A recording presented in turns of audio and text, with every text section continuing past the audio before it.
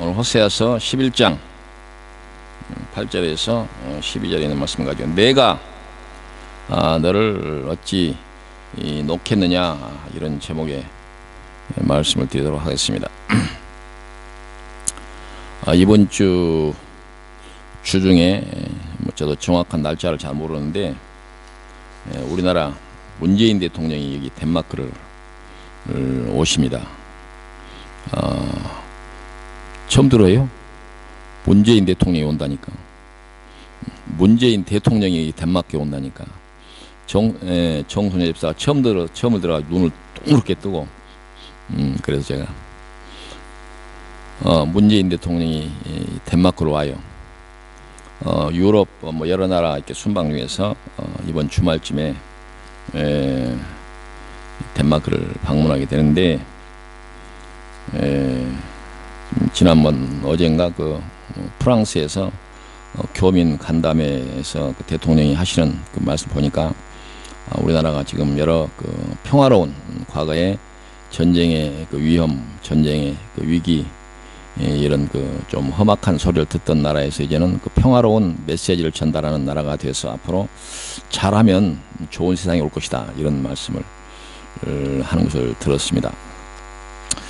더러 우리나라 사람들이 문재인 대통령이 외교를 잘해서 북한의 김정은과 트럼프 같이 좀 아주 특별한 인성을 가진 사람들을 이렇게 서로 만나게 해서 평화를 이렇게 논하게 하고, 또 여러 남북이 전쟁보다는 평화의 수단을 선택해서 앞으로 잘해보자, 이런 회담을 할 수 있게까지 한 데에 대해서 가장 중요한 큰 공이 문재인 대통령이 있다, 이렇게 얘기하는 사람들이 있는 것 같아요. 그래서 국내적으로 이제 경제도 썩 좋지도 않고 문제도 많은데도 불구하고 대통령 인기가 아주 굉장히 높은, 것이 대체적으로 외교를 잘해서 그렇다, 이렇게 평가를 하고 있는 것 같아요.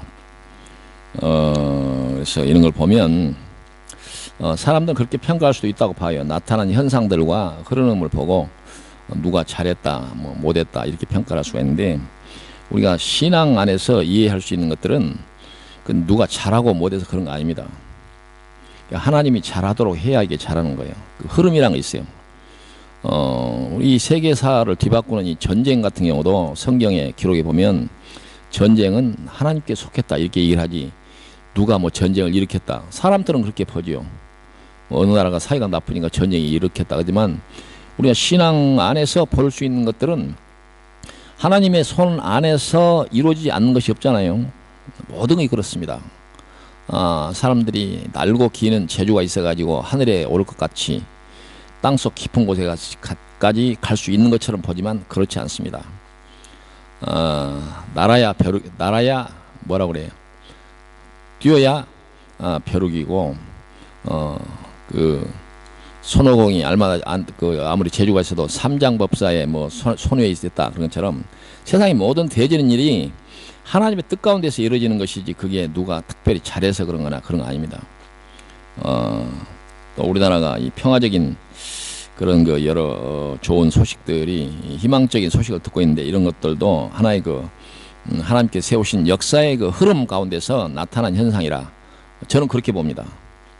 그래서 이 시대의 흐름에, 이 하나님께서 계획하신 이 시대의 흐름을 순종하면 그 나라가 잘 되는 데 반해서 이 흐름을 이제 순종하지 않고 자기 뜻대로 하게 되면 자기도 어려움을 당하고 국가도 어려움을 당하는 그런 거 아닌가, 이렇게 생각이 돼요. 요새 우리나라 아주 유명한 가수 그룹이, 이 가수 그룹이 뭐예요? 방탄유리? 네? 방탄소년? 네, 방탄소년. 그래서 하도 유명하다고 하는데 저는 그 노래 한 곡도 들어본 적도 없고, 그래서 어제 센터에서 텔레비 유튜브에서 방탄소년단 노래를 이렇게 들어봤더니 몇 곡이 나오는데 우리 정서에도 맞지도 않고 무슨 소리인지도 알 수도 없고 벌떡벌떡 뛰고 하는데, 우리는 정신 사나워 가지고, 그래도 세계 젊은 청년들이 좋아하는 거 어떡하겠어. 세계 청년들이 좋아하고 빌보드 차트에 1등을 연급 몇 번 하고, 그걸 내가 기분 나쁘게 생각할 거 있어요? 좋은 일이죠. 그래서 프랑스에서도 뭐 어마어마한 사람들이 모여가지고 그 음악회를 하고 막 그 원래 한국의 이 한류는 유럽에까지는 안 먹혀 들어가고 그렇게 생각을 했었는데 유럽에까지 잘 먹혀 들어간 것 같아요. 그래서 또 며칠 후에는 또 런던을 아마 발칵 뒤집어 놓을 것 같습니다. 이런 일들이 하나의 그 흐름을 얘기하는데 제가 누차 여러 차례 얘기했지만 이 21세기가 이 한국인의 시대가 될 것 같다는 느낌을 제가 팍 받습니다. 그래서 이 자칫하면 한국이 이 미국과 중국을 우습게 하는 나라가 될 가능성이 충분히 있다. 단서가 있다. 잘 해야 된다. 그런 얘기를 제가 여러 차례 얘기했습니다만은 그래서 그렇게 멀지 않은 장래에 우리나라가 틀림없이 세계에서 어떤 사람은 뭐 미국 다음으로 또 어떤 사람은 한 3등이나 4등 이렇게 얘기했는데 저는 그 말 거부합니다. 우리나라가 미국과 중국을 우습게 하는 그 시대가 가까운 장래에 옵니다. 그걸 저는 개인적으로 한 25년, 이게 성경이 말하는 한 세대를 25년으로 보는데 25년 안에는 그때가 온다. 그러니까 연세가 많은 분들은 악착같이 그때까지 살아서 우리나라가 미국과 중국을 우습게 하는 시대를 꼭 보기를 바랍니다. 저도 볼 수 있을지 안 볼지 좀 나이가 25년 후면 제가 90살이 넘어서 좀 가능성은 낮지만 어찌됐든 그날을 보려면 운동도 열심히 하고 그래서 그날을 꼭 보게 되기를 바라고 우리 성도들도 그 좋은 날을 꼭 보게 되기를 바랍니다. 이와 같은 것들이 이 사람들의 노력이나 이게 된 게 아니라 그 하나의 흐름이 있어요. 그 흐름을 보면 그 성경적 그 표현을 빌리면 그 이 칼빈이 한 말 가운데서 불가항력적인 은혜라 이런 게 있어요. 하나님의 은혜를 내가 거부할 수 없다. 그것이 이 기독교의 특히 개혁교회의 핵심 교리입니다. 우리가 뭘 선택해서 예수를 믿는다. 그거 아니죠. 하나님이 미리 아시는 그 뜻에 따라서 우리를 선택해서 예수 믿게 하시고 하나님이 우리에게 구원을 약속하시고 하나님께서 우리에게 여러 즐거운 미래를 약속하시고 그 뜻에 따라서 세상이 운행이 되는 거예요. 안 믿는 사람들은 동의하지 않겠지만 세상이 그렇게 되는 거예요. 그게 믿음 아닙니까? 그런 뜻의 말씀이 오늘 본문에도 나와요. 그래서 저는 그 세상 살다 보면 더러 섭섭한 일도 있고 뭐 때로는 즐거운 일도 있고 뭐 환호하는 일도 있고 뭐 분노가 나는 일도 있지만 나이가 들어가면서 점점 철이 들어가는지 그런 일에 대해서 일비하지 않겠다. 왜냐? 어차피 되어질 길로 가는 것인데 내가 화내고 내가 뭐 이렇게 분노하고 그래야 할 하등의 이유가 있는가 이런 생각이 듭니다.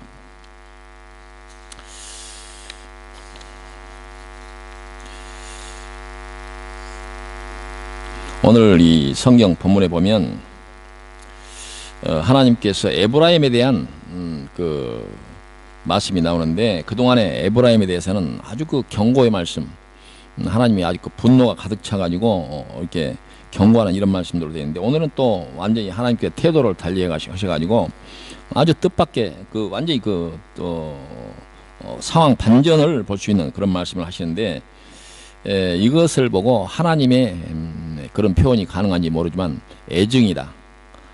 사랑과 증오가 하나님 마음에 복합적으로 있는 것 같아요. 사람도 그러잖아요. 한 사람을 두고도 어느 때는 미워 죽겠는데 또 어떤 때는 또 이쁘잖아요. 그래요, 여러분도? 미워 죽을 것 같은 그런 순간이 있는가 하면 또 이렇게 살펴보면 이쁜 구석이 있는 이런 생각이 하나님도 사람을 볼 때 그런 면이 좀 있지 않나 이걸 갖다가 이제 사람과 하나님이 갖고 있는 공유한 속성이다 이렇게 얘기합니다.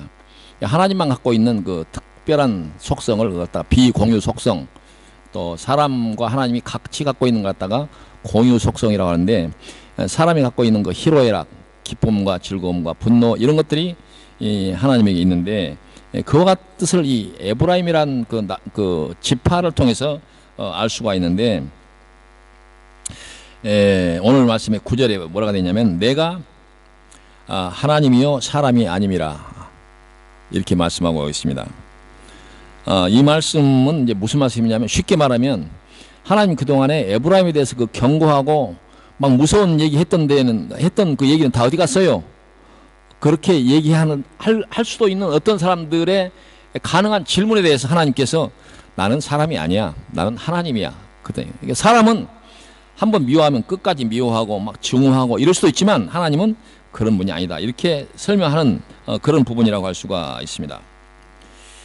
우리가 마음에 안 드는 사람을 대할 때는 이제 그 미워하고 증오하고 분노하고, 그리고 좋아하는 사람을 대할 때는 또 이렇게 좋아하고 뭐 반가워하고, 이렇게 사람의 그 성격을 보면 호불호가 분명합니다. 미워하는 사람에 대해서 나타나는 태도, 그리고 좋아하는 사람에 대한 태도가 확실히 달라져요. 근데 하나님은 그런 하나님이 아니다. 그러니까 미워할 때도 하나님이 안 미워할 수도 있다, 그런 얘기입니다. 그게 하나님이다. 하나님의 속성을 얘기한 것이다. 그런 얘기입니다. 우리가 미운 사람에게 잘 대하는 일이 쉽지 않고, 또 사랑하는 사람에게 미움으로 대할 수가 없습니다.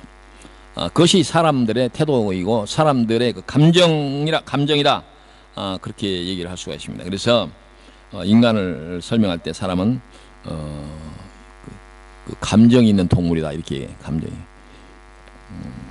감정을 따라서 태도가 그리고 언행이 달라진다, 그런 말입니다. 그러나 이제 오늘 본문에 보면 하나님은 그렇지 않다. 감정에 따라서 일비하신 분이 아니다, 그런 얘기입니다. 그래서 그걸 가장 잘 보여주는 그 대상자가 바로 오늘 등장하는 에브라임이다, 그런 말입니다. 그래서 우리가 이 말씀을 이해하려면 그 에브라임에 대한 좀 기본적인 그 상식적인 이해가 필요한데, 에브라임은 우리가 대체적으로 이스라엘의 12지파 가운데서 한 지파다, 이렇게 알고 있는 분들이 많은데, 좀 더 들여다보면 원래 이스라엘이 12지파가 그 야곱이라고 하는 사람의 12아들들의 이름이 12지파가 됐어요. 근데 에브라임은 좀 달라요. 어떻게 되느냐, 이 에브라임은 야곱의 아들이 아니고 야곱의 아들인 요셉의 아들입니다. 그러니까 12지파가 다 야곱의 아들들 이름으로 되어 있는데, 이 에브라임은 손자 이름이 12지파에 올라와 있어요. 그 내용이 이제 구약 성경 가운데 창세기에 나오는데, 그 내용을 좀 보도록 하겠습니다. 이스라엘의 눈이 나이로 인하여 어두워져서 보지 못하더라. 그때 이스라엘 백성들이 애굽에 있던 그 상황을 여러분들이 연상하면서 들어주기 바랍니다. 요셉이 두 아들을 이끌어 아비 앞으로 나아가니 이스라엘이 그들에게 입맞추고, 여기서 이스라엘은 야곱을 말하죠. 이스라엘이 그들에게 입맞추고 그들을 안고 요셉에게 이르되 내가 내 얼굴을 보리라고는 뜻하지 못하였더니 하나님이 내게 내 소생까지 보이셨도다.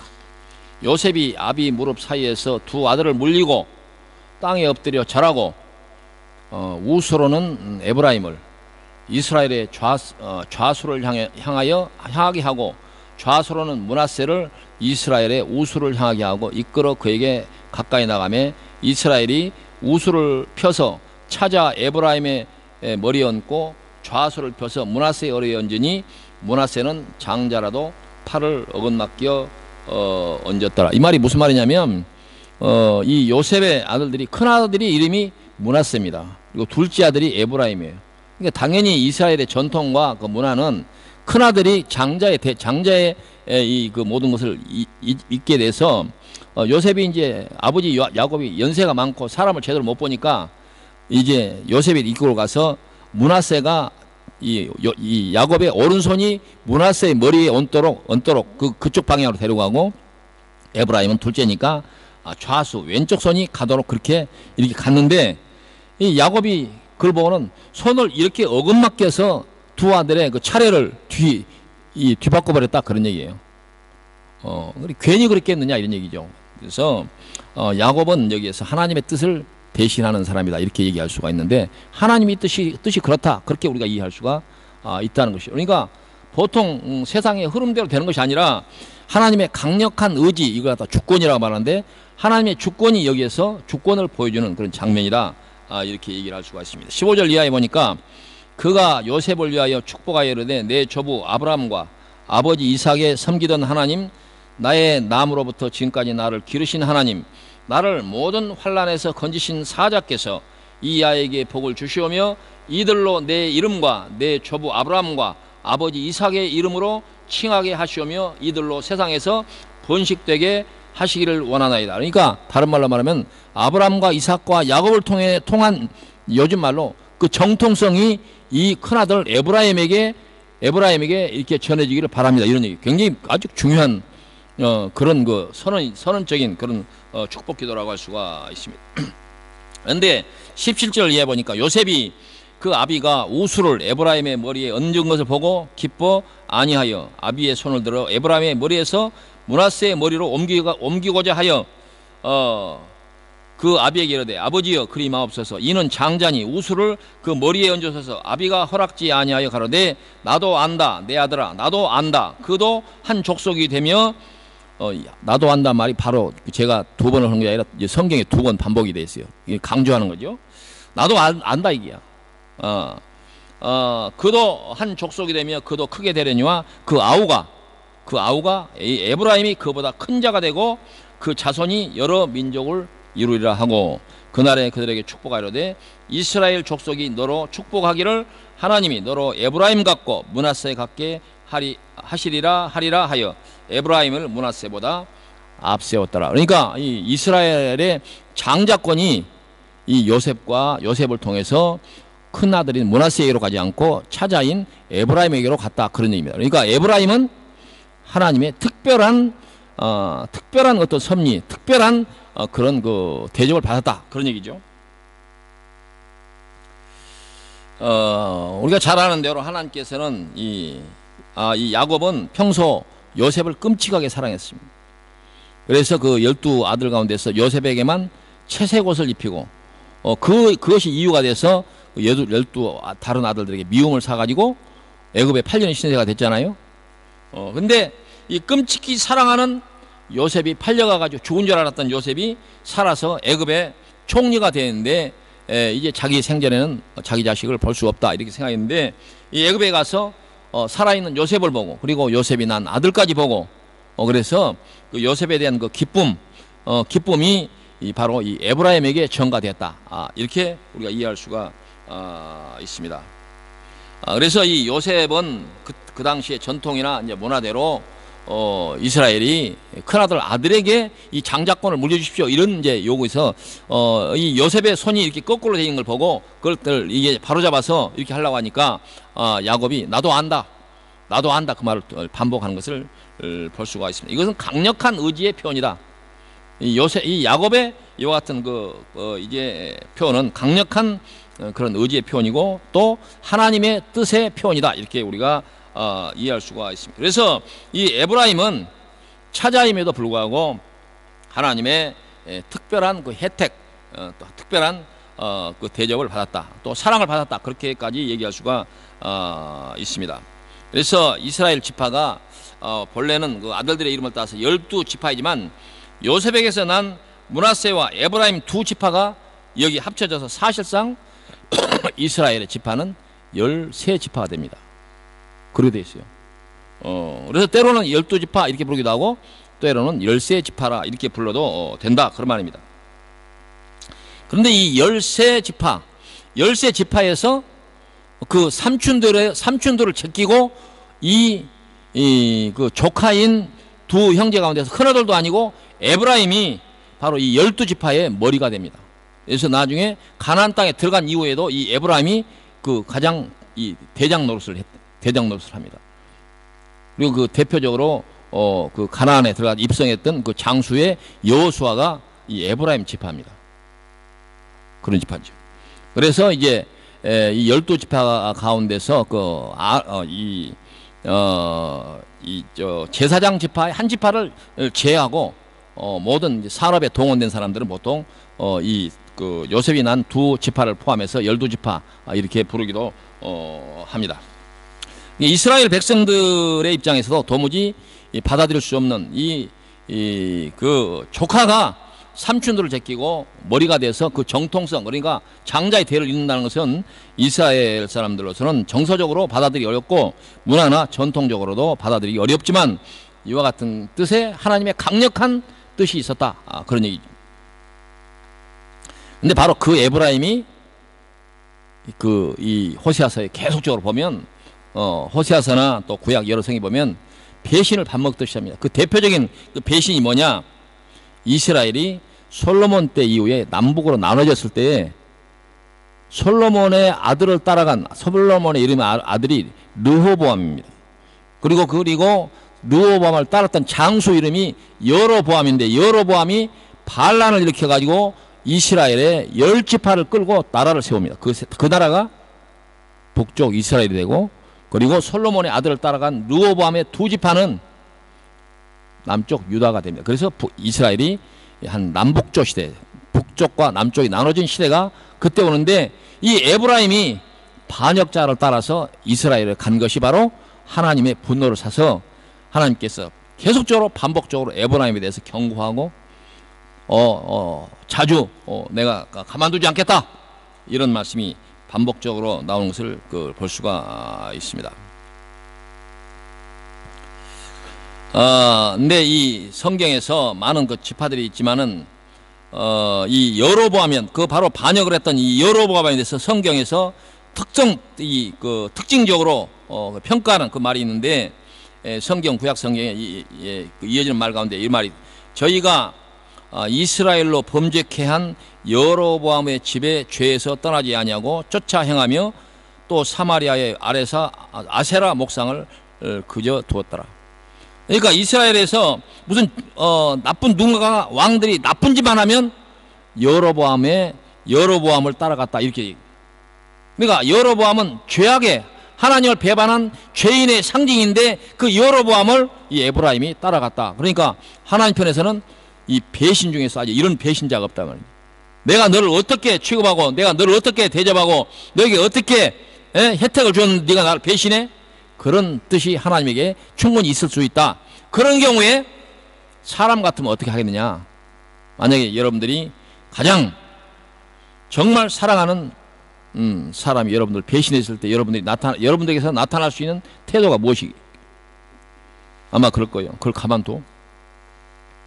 요절을 내든지 능지처참을 하든지 아마 그럴 거예요. 성경에도 그런 경우에는 이 사랑하는 사람의 배신에 대해서는 어떠한 큰 선물을 줄지라도 용서치 않을 것이다, 이런 표현이 있어요. 바로 이 에브라임이 그런 경우에 해당한다. 그래서 세상 누구든지 보편적이든 특별한 것이든, 아무리 또 사람이 좀 성인 군자연 하는 사람이라 하더라도 용서할 수 없는 죄를 이 에브라임이 지었다, 그 말이에요. 근데 그 사람에 대해서 여러분들 같으면 어떻게 하겠느냐, 그 말이에요. 그때 하나님은 뭐라고 말하냐? 나는 사람이 아니니라, 나는 하나님이니라, 이렇게. 그러니까 용서할 수 없는, 절대로 천하에 천하가 두 쪽이 나도 용서할 수 없는 이런 경우와 사람에 대해서 세상 사람들은 용서할 수 없다. 그러나 하나님은 사람이 아니기 때문에 안 그럴 수 있다, 그걸 얘기하는 거예요.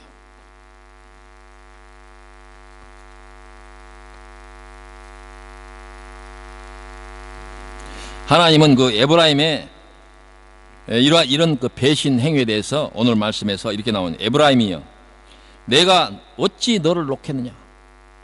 어찌 너를 놓겠느냐? 이스라엘이여, 이스라엘이나 에브라임 같은 말입니다. 이스라엘이여, 내가 어찌 너를 버리겠느냐? 내가 어찌 너를 아드마같이 놓겠느냐? 어찌 너를 스보임같이 두겠느냐? 여기서 아드마와 스보임이라는 말은 어떤 말이냐면, 소돔과 고모라가 멸망받을 때 거기에 있던 고을 이름입니다. 그러니까 함께 멸망한 그 아드마와 스보임이 그런 고을들인데, 다른 말로 말하면 이 에브라임의 배신은 소돔 고모라가 유황불에 멸망을 받은 것처럼 그런 죄에 해당하지만 하나님은 그 에브라임을 내가 너를 버릴 수 없다, 이렇게 얘기합니다.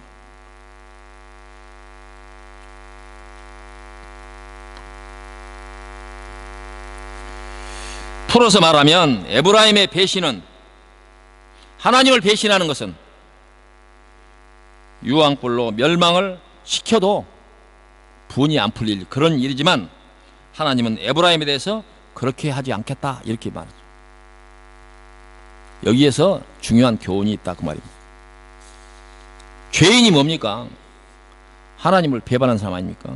여기는 에브라임을 예로 들지만 이 세상에 하나님을 배반한 모든 사람은 에브라임입니다. 그런 말입니다. 어쩌면 에브라임보다 더 많은 죄를 짓고 살잖아요. 배신을 밥 먹듯 하잖아요. 하나님께서 가라는 길로만 갑니까? 하나님이 하라는 길로만 합니까? 하루에도 12번씩 골몇 번도 더 죄를 짓고 사는 거 인생 아닙니까? 여러분과 제가 에브라임입니다. 그런 말이에요. 그 죄를, 에브라임의 죄를 지은 우리에게 하나님께서 뭐라고 말하냐, 나는 하나님이기 때문에 너희들의 죄를 죄대로 갚지 않겠다, 그렇게 말씀하시는 거예요. 이 말씀이 왜 우리에게 관련이 있고 우리에게 중요한 교훈이 되느냐, 시차를 달리하는 옛날 구약시대 에브라임 얘기가 아니라 하나님께서 이 말씀 통해서 우리에게 하신 말씀이다. 이게 절대로 용서할 수 없는 이 죄에 대해서 내가 10번도 유황불로 너희들 갖다가 멸망을 시켜야 마땅하지만 나는 하나님이니까 그렇지 않겠다, 그렇게 하나님이 여러분과 저에게 말씀하고 있다, 그 말이에요. 그렇지 않다면 우리가 구원받을 수 있는, 약속을 받을 수 있는 사람이 누가 있겠느냐, 그런 얘기죠. 나는 에브라임하고 틀려요, 나는 하나님 배신한 적이 없어요 라고 할 수 있는 사람 손 들어보세요. 없습니다. 아무도 없어요. 아무도 없습니다. 그래서 그 칼빈 선생 같은 경우는 우리의 믿음의 출발은 뭐냐, 나는 도무지 쓸모없는 인생입니다. 내 이 죄를 극복할 수 있는 내 스스로의 어떤 수단도 내가 갖고 있지 않습니다. 나는 죄인입니다. 이렇게 인정할 때 믿음의 출발이 된다, 그렇게 얘기하는 거예요.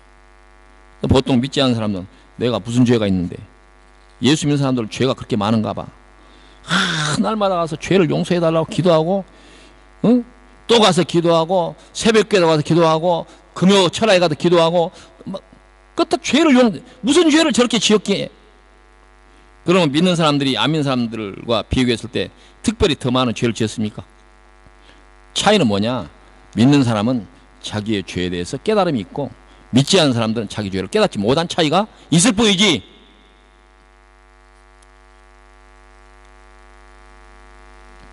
하나님의 사랑은 그렇다라고 이 구약 성경에서 설명하고 있어요. 에브라임을 그 예로 들면서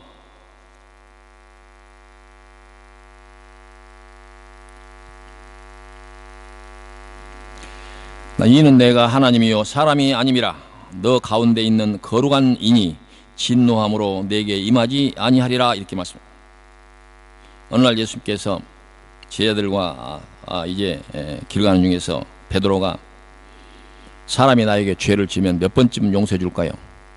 이렇게 얘기합니다.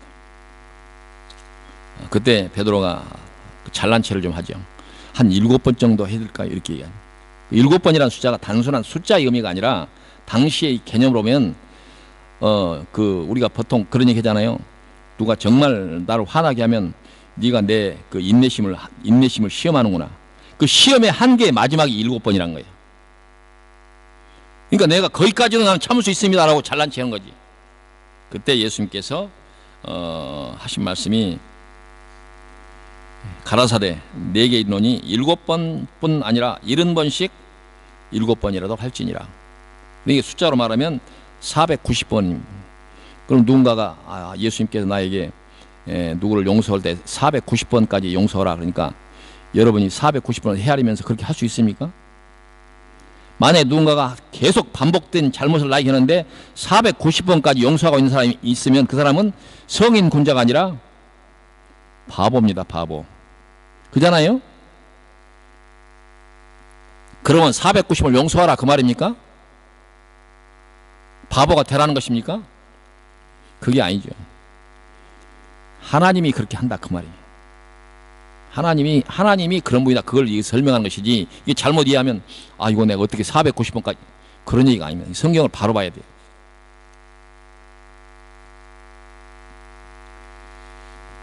그것은 바로 예수님께서 하나님의 그 사랑의 속성을 설명한 것이다.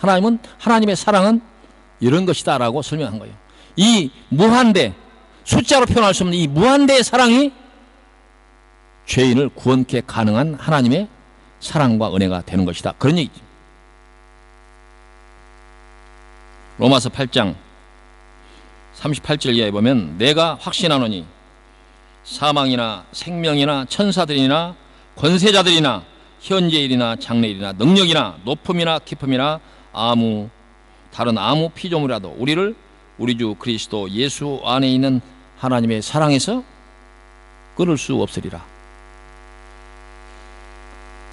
어떤 것도 하나님의 그 사랑을 가로막을 수 있는 것이 없다, 그런 얘기지요.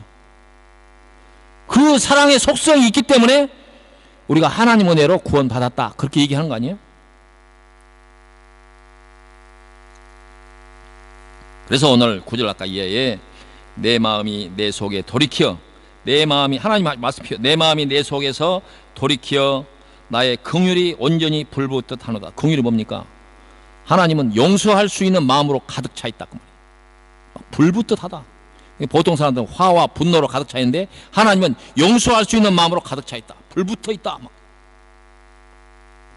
내가 나의 맹렬한 진노를 나타내지 아니하며 내가 다시는 에브라임을 멸하지 아니하리니 이는 내가 하나님이요 사람이 아님이라. 내 가운데 있는 거룩한 이니 진노함으로 내게 임하지 아니하리라. 이거 하나님의 속성을 얘기하는 거예요. 바로 이것은 하나님이 사랑하는 자들에게 하신 약속입니다. 사랑하는 자들에게 하신 약속입니다. 여기서 사랑하는 자라고 하는 말은 보편적 모든 사람을 말하는 것이 아니다. 하나님의 특별한 사랑을 입은 자, 다른 쉽게 말하면 믿음을 고백한 사람, 그 사람들이 그 대상자가 되는 것이다.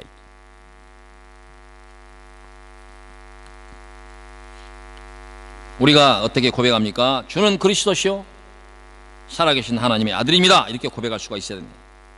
로마서 10장 9절 이하에 보면 내가 만일 내 입으로 예수를 주로 시인하며 또 하나님께서 그를 죽은 자 가운데서 살리신 것을 내 마음에 믿으면 구원을 얻으리니 말씀합니다.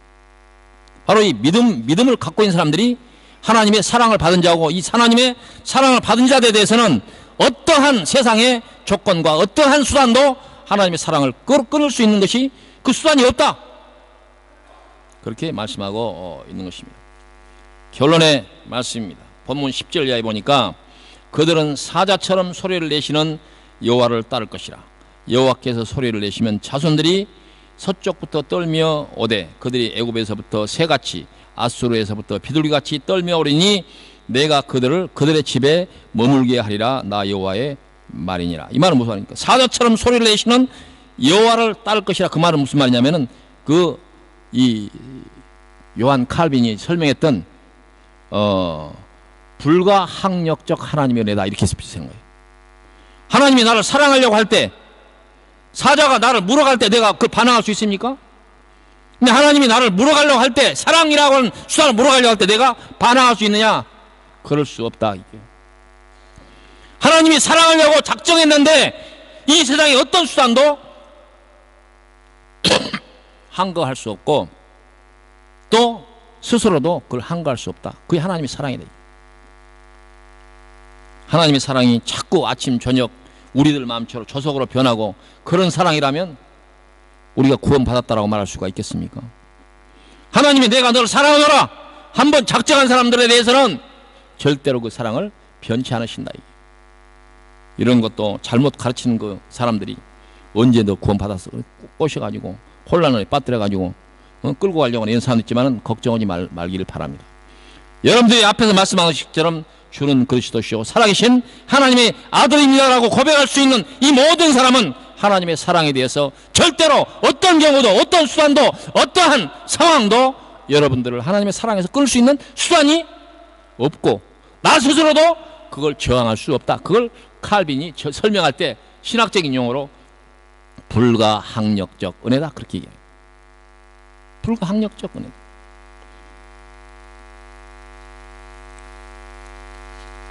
그래서 아수르로 떠났던 사람들, 애굽으로 갔던 사람들, 새같이 아수르에서 갔던 비둘기같이, 이 말은 뭐냐면 가장 나약한 새들이 이 사자와 같은 이 포효하는 하나님의 능력으로부터 벗어날 길이 없다. 이것은 나쁜 의미가 아니라 하나님의 사랑에 그 붙잡힌 바에서 떠나갈 수가 없다, 이렇게 얘기하는 거예요. 이것이 바로 하나님을 섬기는 자들에게 주신 하나님의 약속이고 변치 않는, 변할 수 없는, 변개할 수 없는 하나님의 능력이고 하나님의 약속이다, 그런 말입니다. 그래서 내가 그들을 그들의 집에 머물게 하리라. 나 여호와의 말이니라. 이렇게 말하고 있습니다. 그러므로 애굽에 갔던 이 에브라임도, 하나님을 배신하는 에브라임도 이제 돌아올 때가 올 것이다. 이렇게 얘기하고 있습니다. 그건 바로 사람 스스로가 만들어내는 결과가 아니라 사람이 아닌, 나는 사람이 아니라 하나님이라고 말씀하신 그 하나님의 권능과 무소불위의 권능과 긍휼이 우리를 하나님의 사랑 앞으로 끌어가게 될 것이다. 그런 말입니다. 바로 내가 너를 결코 버릴 수 없다. 그 말입니다. 그것이 바로 오늘 여러분과 저에게 하신 하나님의 약속입니다. 내가 너를 절대로 버리는 일은 없을 것이다. 그것이 우리에게 위로가 되지 않습니까?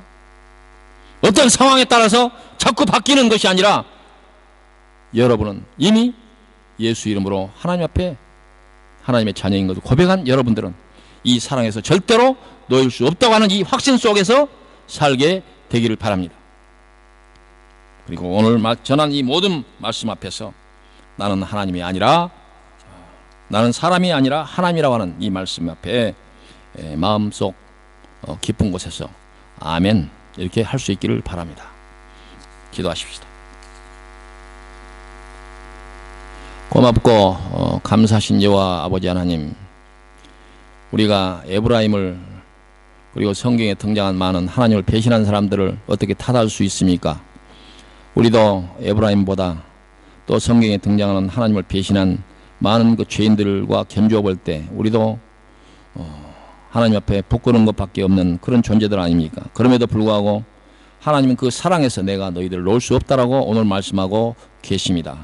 이 말씀이 아니면 우리가 어떻게 위로를 받고 하나님 앞에 머리를 숙이며 하나님 앞에 죄인이라고 고백할 수가 있겠사옵나이까?